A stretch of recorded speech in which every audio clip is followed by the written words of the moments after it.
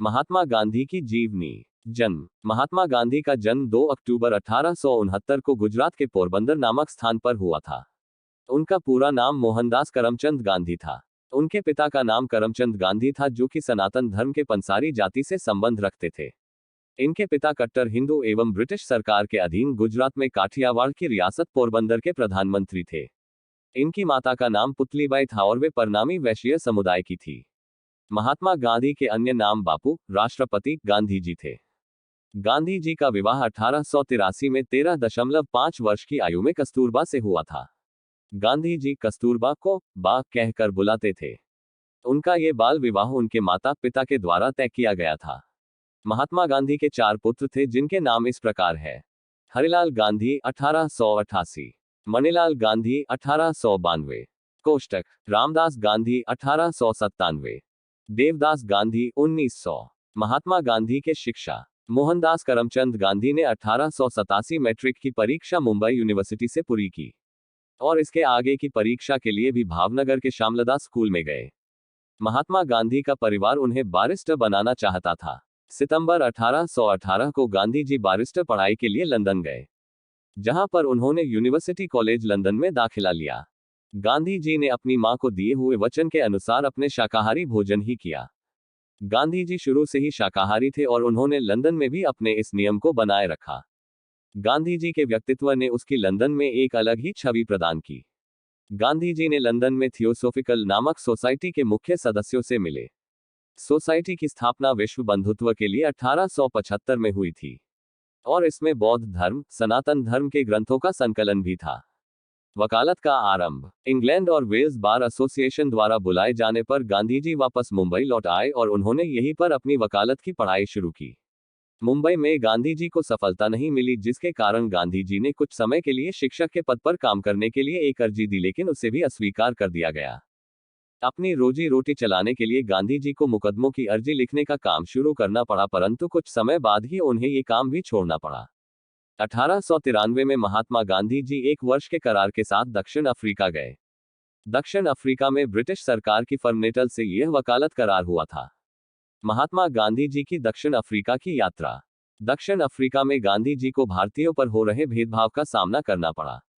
उन्हें प्रथम श्रेणी उसकी वैध टिकट होने के बाद भी तीसरी श्रेणी के डिब्बे में जाने से इनकार कर दिया गया और उन्हें ट्रेन से बाहर फेंक दिया गया था। इतना ही नहीं, यात्रा करते समय पायदान पर एक अन्य यूरोपीय यात्री के अंदर आने पर उन्हें चालक से मार भी खानी पड़ी। इन्हें अपनी इस यात्रा के दौरान कई कठिनाइयों का सामना करना पड़ा। अफ्रीका के कई होटलों में उनको आने के लिए मना कर दिया गया। इसी तरह ही कई घटनाओं में से यह एक भी थी जिसमें अदालत के न्यायाधीश ने उन्हें अपने पगड़ी उतारने का आदेश दे दिया था, जिसे उन्होंने मानने से मना कर दिया। गांधी जी के साथ हुई यही सारी घटनाएं उनके जीवन में एक नया मोड़ लेकर आई और विद्यमान सामाजिक अन्याय के प्रति जागरूकता का कारण बने तथा सामाजिक सक्रियता की व्याख्या करने में मददगार साबित हुई। अफ्रीका में भारतीयों के साथ हो रहे दुर्व्यवहार को देखते हुए गांधी जी ने अंग्रेजी साम्राज्य के अंतर्गत अपने देशवासियों के सम्मान तथा अपने देश में स्वयं अपनी स्थिति के लिए प्रश्न उठाए। भारतीयों के आजादी के लिए संघर्ष। 1916 में गांधी जी अपने भारत के लिए वापस भारत आए और अपनी कोशिशों में लग गए।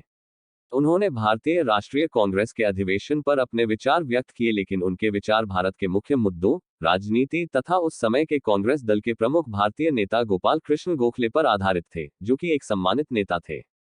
चंपारण और खेड़ा सत्याग्रह। गांधी जी को सब अपनी पहली बड़ी उपलब्धि 1918 में चंपारण सत्याग्रह और खेड़ा सत्याग्रह में मिली। हालांकि अपने निर्वाह के लिए नील की खेती करने के बजाय नगद पैसा देने वाली खाद्य फसलों की खेती करने वाली आंदोलन भी महत्वपूर्ण रहे।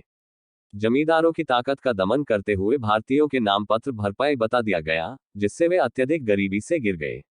गांव में गंदगी, अस्वस्थता और अन्य कई तरह की बीमारियां फैलने लगी थी। खेड़ा, गुजरात में भी यही समस्या थी। पहले तो गांधी जी ने वहां पर सफाई करवाए और स्कूल और अस्पताल बनवाए, जिससे ग्रामीण लोगों को उन पर विश्वास हुआ। उस समय हुए शोर शराबे के कारण गांधी जी को शोर शराबे से हुई परेशानियों के लिए थाने में बंद कर दिया गया, जिसका विरोध पूरे गांव वालों ने किया।